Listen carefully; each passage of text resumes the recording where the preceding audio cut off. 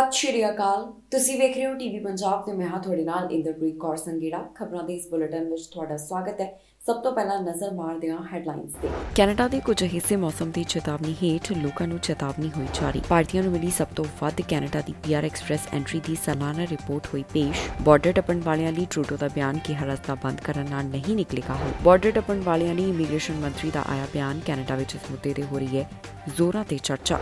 Canada ਦੇ ਕੁਝ ਹਿੱਸਿਆਂ ਵਾਸਤੇ ਤੂਫਾਨ ਦੀ ਚੇਤਾਵਨੀ ਜਾਰੀ ਕੀਤੀ ਗਈ ਹੈ। ਕਈ ਥਾਵਾਂ ਤੇ ਮੌਸਮ ਕਾਫੀ ਠੰਡਾ ਹੋ ਜਾਵੇਗਾ। -ਡਿਗਰੀ ਤੇ ਤਾਪਮਾਨ ਦਰਜ ਕੀਤਾ ਜਾਵੇਗਾ। ਇਨਵਾਇਰਨਮੈਂਟ ਕੈਨੇਡਾ ਦਾ ਕਹਿਣਾ ਹੈ ਕਿ ਕਈ ਹਿੱਸਿਆਂ ਵਿੱਚ ਸਨੋ ਪੈਣ ਦੀ ਸੰਭਾਵਨਾ ਹੈ। ਅਲੱਗ-ਅਲੱਗ ਖੇਤਰਾਂ ਦੇ ਬਾਰੇ ਇਨਵਾਇਰਨਮੈਂਟ ਕੈਨੇਡਾ ਵੱਲੋਂ ਜਾਣਕਾਰੀ ਸਾਂਝੀ ਕੀਤੀ ਗਈ ਤੇ ਨਾਲ ਹੀ 에ਅਰਪੋਰਟ ਵੱਲੋਂ ਦੱਸਿਆ ਜਾ ਰਿਹਾ ਹੈ ਕਿ ਜੇਕਰ ਤੁਸੀਂ 에ਅਰਪੋਰਟ ਵੱਲ ਆ ਰਹੇ ਹੋ ਤਾਂ ਆਪਣੀ ਉਡਾਨ ਦਾ ਸਟੇਟਸ ਜ਼ਰੂਰ ਚੈੱਕ ਕਰਕੇ ਆਵੋ। ਕੈਨੇਡਾ ਦੇ ਕੁਝ ਹਿੱਸਿਆਂ ਵਾਸਤੇ ਵਿੰਟਰ ਸਟਾਰਮ ਦੀ ਚੇਤਾਵਨੀ ਜਾਰੀ ਕੀਤੀ ਗਈ ਹੈ। ਇਹ ਵਿੰਟਰ ਸਟਾਰਮ ਹੁਣ GTA ਵੱਲ ਵਧਦਾ ਹੋਇਆ ਦਿਖਾਈ ਦੇ ਰਿਹਾ ਹੈ। ਅਲੱਗ-ਅਲੱਗ ਥਾਵਾਂ ਤੋਂ ਇਨਵਾਇਰਨਮੈਂਟ ਕੈਨੇਡਾ ਵੱਲੋਂ ਅਪਡੇਟ ਜਾਰੀ ਕਰਦਿਆਂ ਦੱਸਿਆ ਗਿਆ ਕਿ ਇੱਥੇ ਮੌਸਮ ਕਿਸ ਤਰ੍ਹਾਂ ਦਾ ਰਹਿਣ ਵਾਲਾ ਹੈ। ਪੀਅਰਸਨ ਇੰਟਰਨੈਸ਼ਨਲ 에ਅਰਪੋਰਟ ਵੱਲੋਂ ਆਪਣੇ ਯਾਤਰੀਆਂ ਨੂੰ ਸਲਾਹ ਦਿੱਤੀ ਗਈ ਹੈ ਕਿ ਉਹ 에ਅਰਪੋਰਟ ਆਉਣ ਤੋਂ ਪਹਿਲਾਂ ਆਪਣੀ ਉਡਾਨ ਦਾ ਸਟੇਟਸ ਜ਼ਰੂਰ ਚੈੱਕ ਕਰ ਲੈਣ, ਕਿਉਂਕਿ ਅਜਿਹੇ ਹਾਲਾਤਾਂ ਦੇ ਵਿੱਚ ਉਡਾਨ ਅੱਗੇ ਜਾਂ ਫਿਰ ਰੱਦ ਹੋ ਸਕਦੀ ਹੈ। ਮਿਸੀਸਾਗਾ ਵੱਲੋਂ ਅਜਿਹੇ ਮੌਸਮ ਨੂੰ ਧਿਆਨ ਵਿੱਚ ਰੱਖਦਿਆਂ ਆਪਣੇ ਟੈਂਪਰੇਰੀ ਪਾਰਕਿੰਗ ਪਰਮਿਟ ਨੂੰ ਸਸਪੈਂਡ ਕਰ ਦਿੱਤਾ ਗਿਆ। ਇਹ ਅਗਲੇ ਨੋਟਿਸ ਤੱਕ ਰੱਦ ਰਹਿਣ ਵਾਲੇ ਨੇ। ontario ਪੁਲਿਸ ਵੱਲੋਂ ਡਰਾਈਵਰਾਂ ਨੂੰ ਖਾਸ ਹਦਾਇਤ ਜਾਰੀ ਕੀਤੀ ਗਈ ਹੈ, ਜਿੱਥੇ ਉਹਨਾਂ ਦਾ ਕਹਿਣਾ ਹੈ ਕਿ ਹਾਲਾਤ ਅਜਿਹੇ ਬਣੇ ਹੋਏ ਨੇ ਕਿ ਡਰਾਈਵ ਕਰਨਾ ਸੌਖਾ ਨਹੀਂ ਹੋਵੇਗਾ। ਅੱਜ ਕੁਝ ਹਿੱਸਿਆਂ ਵਿੱਚ ਕਾਫੀ ਜ਼ਿਆਦਾ ਸਨੋ ਪੈਣ ਦੀ ਸੰਭਾਵਨਾ ਵੀ ਪ੍ਰਗਟਾਈ ਜਾ ਰਹੀ ਹੈ। ਕਈ ਥਾਵਾਂ ਦੇ ਉੱਪਰ ਤਾਪਮਾਨ -3 ਡਿਗਰੀ ਤੱਕ ਪਹੁੰਚ ਸਕਦਾ ਹੈ। ਇਸ ਤੋਂ ਇਲਾਵਾ ਮਿਨਿਸਟਰੀ ਆਫ ਟਰਾਂਸਪੋਰਟੇਸ਼ਨ ਵੱਲੋਂ ਵੀ ਲੋਕਾਂ ਨੂੰ ਯਾਤਰਾ ਸੰਬੰਧੀ ਚੇਤਾਵਨੀ ਜਾਰੀ ਕੀਤੀ ਗਈ ਹੈ। ਟੋਰਾਂਟੋ ਦੇ ਕੁਝ ਹਿੱਸਿਆਂ ਵਿੱਚ 10 ਤੋਂ 15 ਸੈਂਟੀਮੀਟਰ ਤੱਕ ਸਨੋ ਪੈਣ ਦੀ ਸੰਭਾਵਨਾ ਹੈ ਤੇ ਇੱਥੇ ਤਾਪਮਾਨ ਕਾਫੀ ਜ਼ਿਆਦਾ ਠੰਡਾ ਵੀ ਹੋ ਜਾਵੇਗਾ।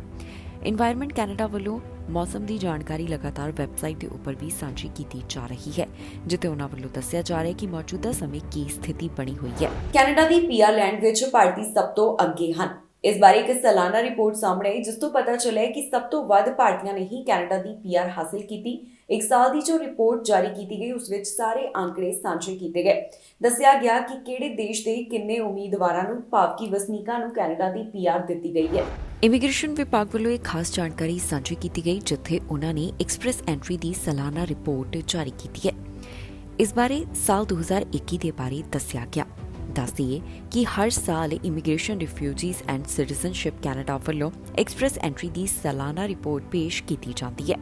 ਇਨ੍ਹਾਂ ਪ੍ਰੋਗਰਾਮਾਂ ਦੀ ਸ਼ੁਰੂਆਤ ਸਾਲ 2015 ਦੌਰਾਨ ਕੀਤੀ ਗਈ, ਜਿਸ ਤਹਿਤ Canadian experience class, federal skill worker programme, federal skill trades programme ਤੇ PNP ਡਰਾ ਦੇ ਜ਼ਰੀਏ ਇਨਵੀਟੇਸ਼ਨ ਜਾਰੀ ਕੀਤੇ ਜਾਂਦੇ ਹਨ। ਹੁਣ ਜੋ ਸਾਲ 2021 ਦੇ ਬਾਰੇ ਅੰਕੜਾ ਜਾਰੀ ਕੀਤਾ ਗਿਆ, ਉੱਥੇ ਦੱਸਿਆ ਗਿਆ ਹੈ ਕਿ ਕੁੱਲ 1,14,431 ITAs ਜਾਰੀ ਕੀਤੇ ਗਏ। ਇਨ੍ਹਾਂ ਵਿੱਚੋਂ 1,55,810 ਪ੍ਰਿੰਸੀਪਲ ਐਪਲੀਕੈਂਟਸ, ਜਿਨ੍ਹਾਂ ਦੇ ਫੈਮਿਲੀ ਮੈਂਬਰਸ ਵੀ ਸ਼ਾਮਿਲ ਨੇ, ਉਹ ਦੱਸੇ ਗਏ। ਇਸ ਤੋਂ ਇਲਾਵਾ ਦੱਸਿਆ ਗਿਆ ਕਿ ਕੁੱਲ 4,40,000 ਐਕਸਪ੍ਰੈਸ ਐਂਟਰੀ ਪ੍ਰੋਫਾਈਲ ਜਮ੍ਹਾਂ ਕਰਵਾਈਆਂ ਗਈਆਂ। IRCC ਨੂੰ ਕੁੱਲ 4,43,400 ਐਕਸਪ੍ਰੈਸ ਐਂਟਰੀ ਪ੍ਰੋਫਾਈਲ ਮਿਲੀਆਂ ਸਨ। ਸਾਲ 2020 ਦੇ ਮੁਕਾਬਲੇ ਇਸ ਵਿੱਚ 23% ਦਾ ਵਾਧਾ ਦਰਜ ਕੀਤਾ ਗਿਆ। ਇਨ੍ਹਾਂ ਵਿੱਚੋਂ ਜ਼ਿਆਦਾਤਰ ਉਹ ਸਨ ਜਿਨ੍ਹਾਂ ਕੋਲ 350 ਅਤੇ 400 CRS ਸਕੋਰ ਰਹੇ। 31% ਕੈਂਡੀਡੇਟਸ ਕੋਲ 351 ਤੇ 400 ਪੁਆਇੰਟਸ ਸਨ, ਜਿਸ ਬਾਰੇ IRCC ਵੱਲੋਂ ਹੀ ਡਿਟੇਲ ਜਾਰੀ ਕੀਤੀ ਗਈ ਹੈ। IRCC ਵੱਲੋਂ ਦੱਸਿਆ ਗਿਆ ਕਿ ਕਿਹੜੇ ਖੇਤਰ ਵਾਸਤੇ ਉਨ੍ਹਾਂ ਵੱਲੋਂ ਕਿੰਨੇ ਇਨਵੀਟੇਸ਼ਨ ਦਿੱਤੇ ਗਏ। ਫੂਡ ਸਰਵਿਸ ਸੁਪਰਵਾਈਜ਼ਰਸ ਵਾਸਤੇ ਕੁੱਲ 13,097 ITA ਜਾਰੀ ਕੀਤੇ ਗਏ। ਐਡਮਿਨਿਸਟ੍ਰੇਟਿਵ ਅਸਿਸਟੈਂਟਸ ਵਾਸਤੇ 5,930, ਰੀਟੇਲ ਸੇਲਸ ਸੁਪਰਵਾਈਜ਼ਰਸ ਵਾਸਤੇ 5,020, ਸੌਫਟਵੇਅਰ ਇੰਜੀਨੀਅਰ ਐਂਡ ਡਿਜ਼ਾਈਨਰਸ ਵਾਸਤੇ 4,916, ਕੁਕਸ ਵਾਸਤੇ 4,624 ITA ਜਾਰੀ ਕੀਤੇ ਗਏ। ਦੱਸ ਦਈਏ ਕਿ ਕੈਨੇਡਾ ਵਾਸਤੇ 1,02,806, ਭਾਰਤ ਵਾਸਤੇ 3,826, Nigeria 1,432, US 806, People's Republic of China 687, United Arab Emirates 465, United Kingdom and overseas territories 348, Pakistan 269, Morocco 235, लबनान 215 ITA जारी ਕੀਤੇ ਗਏ। ਇਨ੍ਹਾਂ ਵਿੱਚੋਂ ਜ਼ਿਆਦਾਤਰ ਸੱਦੇ ਉਹਨਾਂ ਨੂੰ ਮਿਲੇ ਜਿਹੜੇ ਕਿ ਭਾਰਤ, ਚਾਈਨਾ ਤੇ ਕੋਰੀਆ ਦੇ ਨਾਲ ਸੰਬੰਧਿਤ ਦੱਸੇ ਗਏ। ਸਭ ਤੋਂ ਪਹਿਲਾ ਨੰਬਰ ਭਾਰਤ ਦਾ ਆਉਂਦਾ ਹੈ, ਜਿਸ ਵਾਸਤੇ ਕੁੱਲ 65,565 ITA ਦਿੱਤੇ ਗਏ। ਇਸ ਤੋਂ ਬਾਅਦ ਚੀਨ ਵਾਸਤੇ 9,592, republic of Korea 3,131, Nigeria 3,123, Brazil 2,877, Philippines 2,429, United Kingdom and overseas territories 2,298, Iran 1,700, socialist Republic of Vietnam 1,514, public of Ireland 1,348 ITA जारी किए गए। ਦੱਸਣਯੋਗ ਹੈ ਕਿ ਜਿਨ੍ਹਾਂ ਨੂੰ PR ਜਾਰੀ ਕੀਤੀ ਗਈ ਉਹਨਾਂ ਵਿੱਚੋਂ ਜ਼ਿਆਦਾਤਰ ਲੋਕਾਂ ਵੱਲੋਂ ਓਨਟਾਰੀਓ ਸੂਬੇ ਦੀ ਚੋਣ ਕੀਤੀ ਗਈ ਕਿ ਉਹ ਇੱਥੇ ਰਹਿਣਾ ਚਾਹੁੰਦੇ ਨੇ। ਬਾਰਡਰ ਟੱਪਣ ਵਾਲਿਆਂ ਸੰਬੰਧੀ ਪ੍ਰਧਾਨ ਮੰਤਰੀ ਜਸਟਿਨ ਟਰੂਡੋ ਦਾ ਵੱਡਾ ਬਿਆਨ ਸਾਹਮਣੇ ਆਇਆ, ਜਿੱਥੇ ਉਹਨਾਂ ਨੇ ਕਿਹਾ ਹੈ ਕਿ ਰੌਕਸਮ ਰੋਡ ਨੂੰ ਬੰਦ ਨਹੀਂ ਕੀਤਾ ਜਾ ਸਕਦਾ। ਪ੍ਰਧਾਨ ਮੰਤਰੀ ਨੇ ਕਿਹਾ ਕਿ ਜੇਕਰ ਰੌਕਸਮ ਰੋਡ ਬੰਦ ਵੀ ਕਰ ਦਿੱਤਾ ਗਿਆ ਤਾਂ ਵੀ ਜੋ ਬਾਰਡਰ ਟੱਪ ਕੇ ਆਉਣ ਵਾਲੇ ਅਸਾਈਲਮ ਸੀਕਰਸ ਨੇ ਉਹਨਾਂ ਨੂੰ ਨਹੀਂ ਰੋਕਿਆ ਜਾ ਸਕਦਾ। ਗੈਰ ਕਾਨੂੰਨੀ ਤਰੀਕੇ ਨਾਲ ਬਾਰਡਰ ਟੱਪ ਕੇ ਆਉਣ ਵਾਲਿਆਂ ਦੇ ਬਾਰੇ ਪ੍ਰਧਾਨ ਮੰਤਰੀ ਜਸਟਿਨ ਟਰੂਡੋ ਦਾ ਬਿਆਨ ਸਾਹਮਣੇ ਆਇਆ। ਰੌਕਸਮ ਰੋਡ ਦਾ ਜ਼ਿਕਰ ਪ੍ਰਧਾਨ ਮੰਤਰੀ ਨੇ ਕੀਤਾ, ਜਿੱਥੇ ਪ੍ਰਧਾਨ ਮੰਤਰੀ ਜਸਟਿਨ ਟਰੂਡੋ ਦਾ ਕਹਿਣਾ ਹੈ ਕਿ ਜੇਕਰ ਰੌਕਸਮ ਰੋਡ ਨੂੰ ਬੰਦ ਵੀ ਕਰ ਦਿੱਤਾ ਗਿਆ ਤਾਂ ਫਿਰ ਵੀ ਮਾਈਗ੍ਰੈਂਟਸ ਨੂੰ ਕੈਨੇਡਾ ਆਉਣ ਤੋਂ ਰੋਕਿਆ ਨਹੀਂ ਜਾ ਸਕਦਾ। ਦੱਸ ਦਈਏ ਕਿ ਕਿਊਬਿਕ ਦੇ ਪ੍ਰੀਮੀਅਰ ਵੱਲੋਂ ਪਿਛਲੇ ਦਿਨੀ ਪ੍ਰਧਾਨ ਮੰਤਰੀ ਜਸਟਿਨ ਟਰੂਡੋ ਨੂੰ ਇੱਕ ਪੱਤਰ ਲਿਖਿਆ ਗਿਆ, ਜਿੱਥੇ ਉਹਨਾਂ ਨੇ ਅਸਾਈਲਮ ਸੀਕਰਸ ਦਾ ਮੁੱਦਾ ਚੁੱਕਿਆ ਸੀ। ਇਸ ਸਭ ਬਾਰੇ ਹੁਣ ਪ੍ਰਧਾਨ ਮੰਤਰੀ ਜਸਟਿਨ ਟਰੂਡੋ ਬੋਲੇ ਨੇ, ਜਿੱਥੇ ਉਹਨਾਂ ਦਾ ਕਹਿਣਾ ਹੈ ਕਿ ਰੌਕਸਮ ਰੋਡ ਨੂੰ ਜੇਕਰ ਬੰਦ ਵੀ ਕਰ ਦਿੱਤਾ ਗਿਆ ਤਾਂ ਵੀ ਇਰੈਗੂਲਰ ਕ੍ਰਾਸਿੰਗ ਕੈਨੇਡਾ ਦੇ ਵਿੱਚ ਆਉਣ ਤੋਂ ਨਹੀਂ ਰੋਕੀ ਜਾ ਸਕੇਗੀ। ਇਹ ਵਿਚਾਰ ਪ੍ਰਧਾਨ ਮੰਤਰੀ ਜਸਟਿਨ ਟਰੂਡੋ ਵੱਲੋਂ ਰਿਚਮੰਡ ਹਿੱਲ ਦੌਰਾਨ ਪੱਤਰਕਾਰਾਂ ਨਾਲ ਸਾਂਝੇ ਕੀਤੇ ਗਏ, ਜਿੱਥੇ ਉਹਨਾਂ ਨੂੰ ਪੱਤਰਕਾਰਾਂ ਨੇ ਸਵਾਲ ਪੁੱਛਿਆ ਤਾਂ ਪ੍ਰਧਾਨ ਮੰਤਰੀ ਨੇ ਇਸ ਦਾ ਜਵਾਬ ਦਿੱਤਾ। ਇਸ ਤੋਂ ਇਲਾਵਾ ਪ੍ਰਧਾਨ ਮੰਤਰੀ ਜਸਟਿਨ ਟਰੂਡੋ ਦਾ ਕਹਿਣਾ ਹੈ ਕਿ ਇਸ ਦਾ ਇਹ ਹੱਲ ਹੈ ਕਿ ਦੁਬਾਰਾ ਸੇਫ ਥਰਡ ਕੰਟਰੀ ਐਗਰੀਮੈਂਟ ਤੇ ਨੈਗੋਸੀਏਸ਼ਨ ਕੀਤੀ ਜਾਵੇ, ਤਾਂ ਹੀ ਇਸ ਦਾ ਹੱਲ ਨਿਕਲ ਸਕਦਾ ਹੈ। ਇਸ ਮੁੱਦੇ ਦੇ ਉੱਪਰ ਪ੍ਰਧਾਨ ਮੰਤਰੀ ਜਸਟਿਨ ਟਰੂਡੋ ਵੱਲੋਂ ਹੋਰ ਕੀ ਕੁਝ ਕਿਹਾ ਗਿਆ, ਆਓ ਤੁਹਾਨੂੰ ਸੁਣਾਉਂਦੇ ਹਾਂ। For years, we have been focused on closing Roxham Road. The challenge is not to say, oh, we should close it. The challenge is how to close it. How to make sure that people aren't choosing to cross irregularly into Canada, to protect the integrity of our immigration system, but also stay true to the values that we have. It would be unfortunate to put up barricades and close Roxham Road only for border crossings to open up elsewhere along the 6,000 or so kilometers of border that we have with the United States.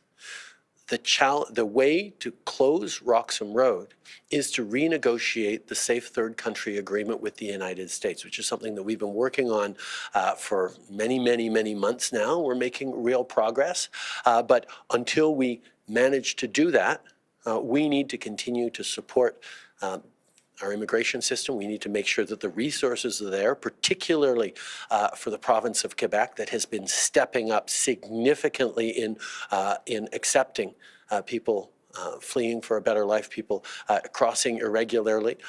And we will continue to be there for Quebec. We will continue to be there for our international obligations, and we will continue to be there to try and make sure that we have a safe and secure and rigorous immigration system. Processing capacity in Canada, we've increased the tools that the refugee boards have, the way that they can treat more cases, and we've actually added people to that.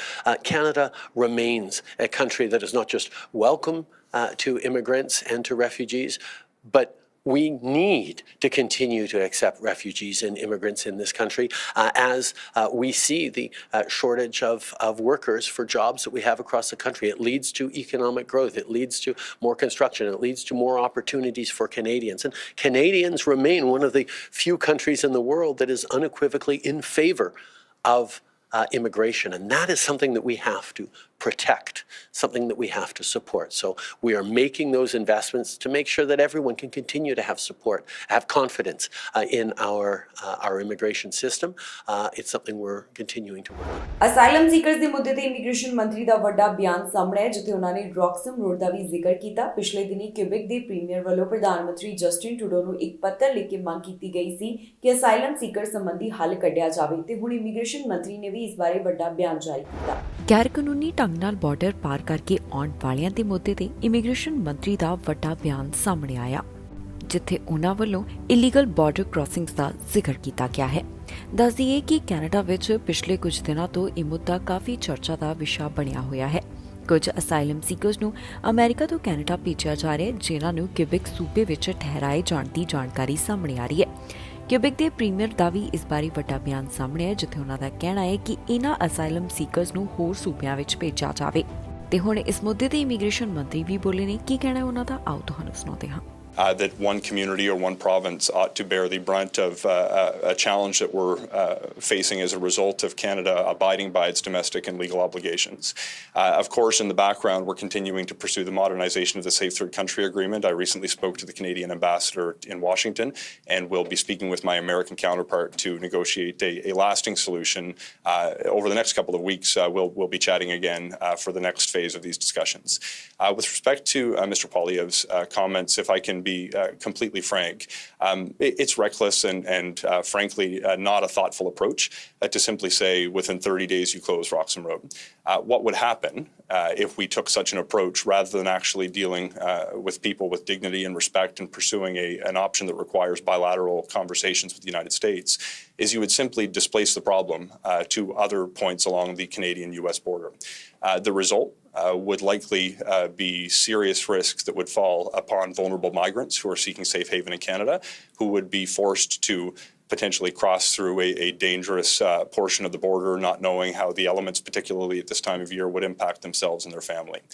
What we need to do is continue to maintain a compassionate approach that recognizes basic human dignity. At the same time, we pursue a lasting solution in partnership with the United States. I'm optimistic that the plan to develop a skills inventory to work with other provinces that are more than willing to welcome workers into their communities and to negotiate a permanent solution with the United States is a much better approach. This is not the time for brash bumper sticker arguments that seek to gain political favor in a time of a real challenge. It's a time to solve problems through adult conversations with our most important strategic trading partner in the United States. Surrey police ਦੇ ਮੁਖੀ ਵੱਲੋਂ audit ਮੰਗਿਆ ਗਿਆ ਹੈ। ਦਰਅਸਲ ਹੁਣ ਸਰੀ ਦੇ ਵਿੱਚ ਜੋ ਸਰੀ ਪੁਲਿਸ ਲਿਆਂਦੀ ਜਾ ਰਹੀ ਹੈ, ਉਸ ਤੋਂ ਬਾਅਦ ਬਜਟ ਦੇ ਵਿੱਚ ਇਸ ਗੱਲ ਨੂੰ ਲੈ ਕੇ ਜ਼ਿਕਰ ਕਰਦਿਆਂ ਕਿਹਾ ਗਿਆ ਕਿ ਪੁਲਿਸਿੰਗ ਦੇ ਉੱਪਰ ਕਾਫੀ ਜ਼ਿਆਦਾ ਖਰਚਾ ਆਉਣ ਵਾਲਾ ਹੈ। ਮੌਜੂਦਾ ਮੇਅਰ ਇਸ ਬਾਰੇ ਲਗਾਤਾਰ ਆਪਣਾ ਪੱਖ ਰੱਖਦੇ ਹੋਏ ਦਿਖਾਈ ਦੇ ਰਹੇ ਨੇ। ਅਜਿਹੇ ਵਿੱਚ ਹੁਣ ਮੁਖੀ ਵੱਲੋਂ ਆਡਿਟ ਦੀ ਮੰਗ ਕੀਤੀ ਗਈ ਹੈ। ਸਰੀ ਪੁਲਿਸ ਮੁਖੀ ਵੱਲੋਂ ਸ਼ਹਿਰ ਦੇ ਵਧੇ ਹੋਏ ਖਰਚਿਆਂ ਦਾ ਆਡਿਟ ਮੰਗਿਆ ਗਿਆ।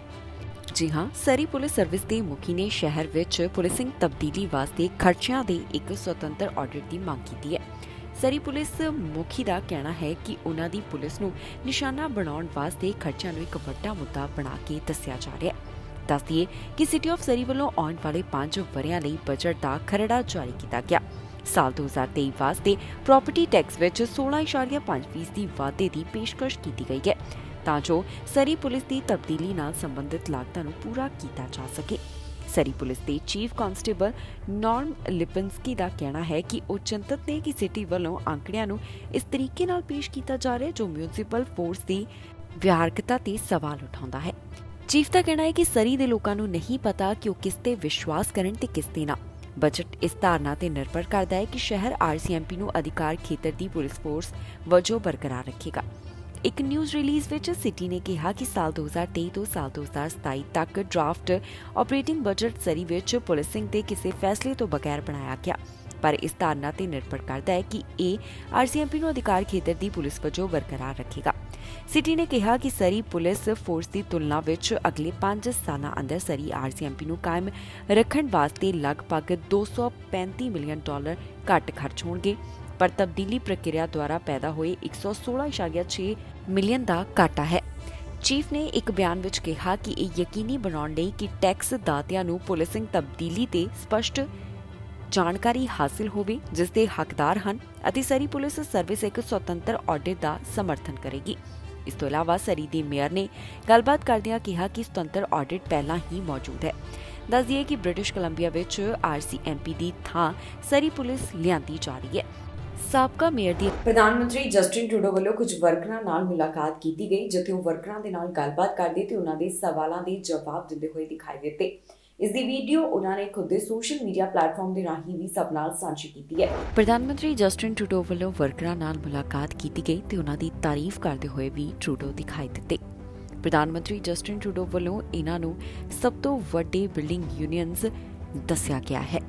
ਇਸ ਮੌਕੇ ਤੇ ਪ੍ਰਧਾਨ ਮੰਤਰੀ ਜਸਟਿਨ ਟਰੂਡੋ ਵੱਲੋਂ ਕਾਰਪੇਂਟਰਸ ਨਾਲ ਜੋ ਮੁਲਾਕਾਤ ਕੀਤੀ ਗਈ, ਕਿਹੜੀਆਂ ਗੱਲਾਂ ਨਿਕਲ ਕੇ ਸਾਹਮਣੇ ਆਈਆਂ, ਆਓ ਤੁਹਾਨੂੰ ਸੁਣਾਉਂਦੇ ਹਾਂ। I'm so glad to be here at the United Brotherhood of Carpenters, an opportunity for me to come back here. I was here a few years ago seeing the amazing work you were doing, but it's been a tough few years across the country. We've dealt with a whole bunch of different upheavals in a whole bunch of different ways in a time around the world that is facing real challenges. We started, of course, with a pandemic that had us all hunkering down and uncertain of how our loved ones were going to do. We got through that because we leaned on each other as Canadians, but lots of echoes of that, whether it's in mental health, whether it's businesses still struggling and supply chains still challenged.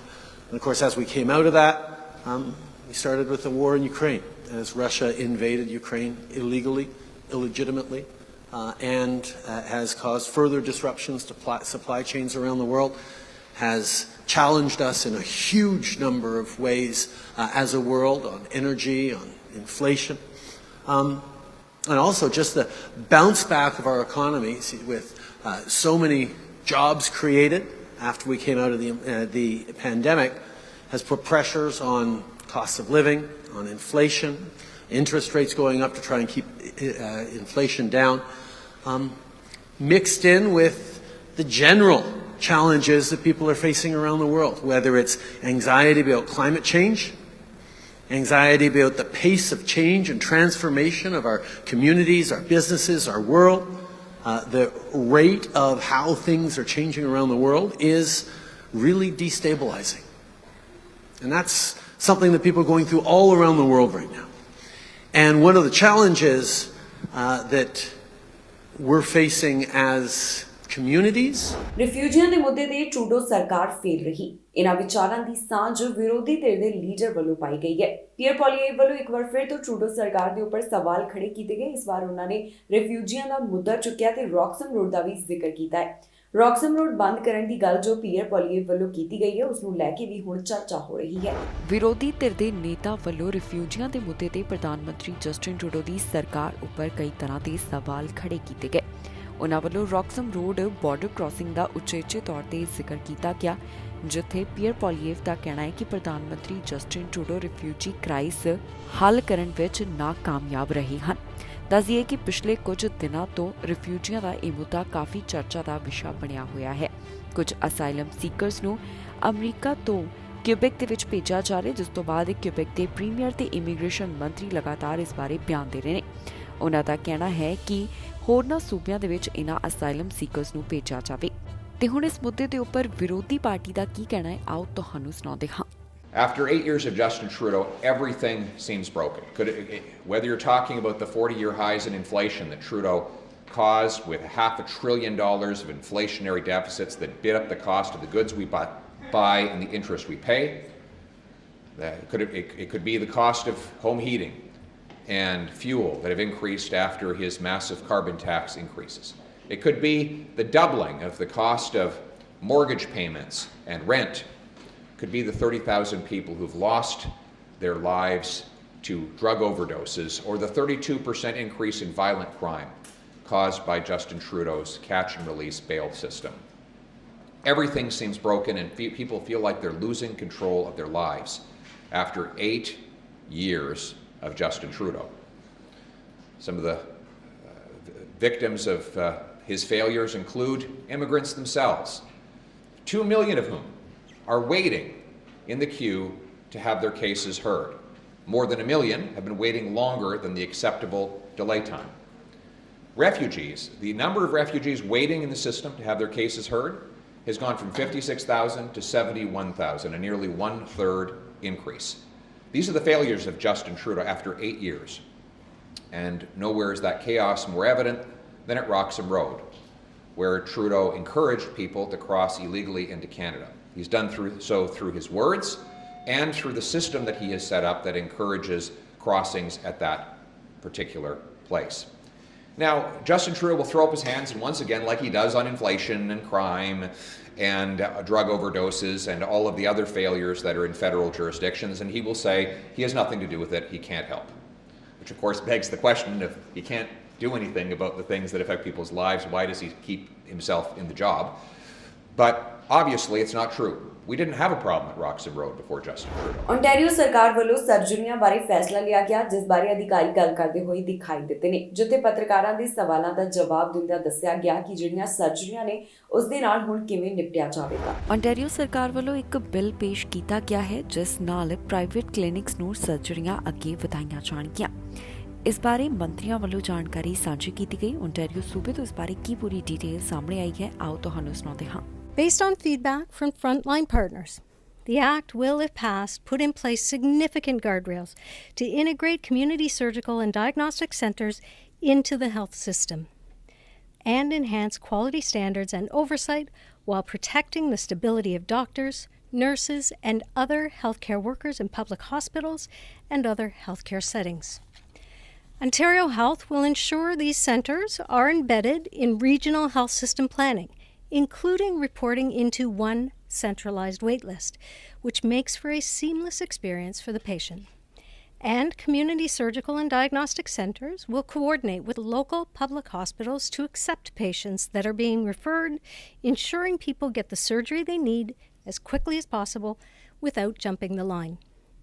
We've also strengthened the application process to receive a license for these centres.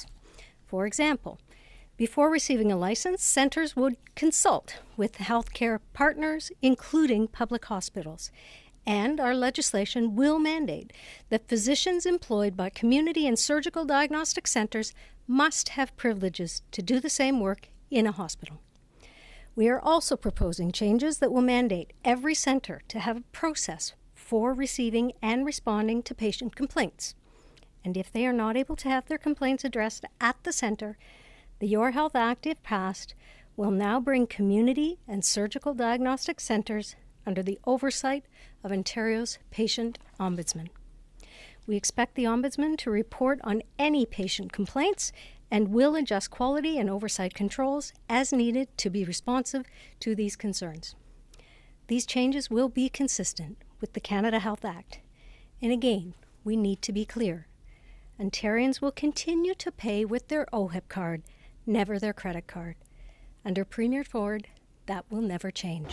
ਇਸ ਦੇ ਨਾਲ ਹੀ ਜਾਂਦੇ ਇੱਕ ਵਾਰ ਫਿਰ ਤੋਂ ਨਜ਼ਰ ਮਾਰਦੇ ਹਾਂ ਹੈਡਲਾਈਨਸ ਤੇ। ਕੈਨੇਡਾ ਦੇ ਕੁਝ ਹਿੱਸੇ ਮੌਸਮ ਦੀ ਚੇਤਾਵਨੀ ਹੇਠ ਲੋਕਾਂ ਨੂੰ ਚੇਤਾਵਨੀ ਹੋਈ ਜਾਰੀ। ਭਾਰਤੀਆਂ ਨੂੰ ਮਿਲੀ ਸਭ ਤੋਂ ਵੱਧ ਕੈਨੇਡਾ ਦੀ PR ਐਕਸਪ੍ਰੈਸ ਐਂਟਰੀ ਦੀ ਸਾਲਾਨਾ ਰਿਪੋਰਟ ਹੋਈ ਪੇਸ਼। ਬਾਰਡਰ ਟੱਪਣ ਵਾਲਿਆਂ ਲਈ ਟਰੂਡੋ ਦਾ ਬਿਆਨ ਕਿ ਰਸਤਾ ਬੰਦ ਕਰਨ ਨਾਲ ਨਹੀਂ ਨਿਕਲੇਗਾ ਹੱਲ। ਬਾਰਡਰ ਟੱਪਣ ਵਾਲਿਆਂ ਲਈ ਇਮੀਗ੍ਰੇਸ਼ਨ ਮੰਤਰੀ ਦਾ ਆਇਆ ਬਿਆਨ। ਕੈਨੇਡਾ ਵਿੱਚ ਇਸ ਮੁੱਦੇ ਤੇ ਹੋ ਰਹੀ ਹੈ ਜ਼ੋਰਾਂ ਤੇ ਚਰਚਾ। ਖਬਰਾਂ ਦੇ ਇਸ ਬੁਲੇਟਿਨ ਵਿੱਚ ਇੰਨਾ ਹੀ। ਫਿਲਹਾਲ ਮੈਨੂੰ ਇੰਦਰਪ੍ਰੀਤ ਕੌਰ ਸੰਘੇੜਾ ਨੂੰ ਦਿਓ ਇਜਾਜ਼ਤ ਤੇ ਤੁਸੀਂ ਵੇਖਦੇ ਰਹੋ TV ਪੰਜਾਬ।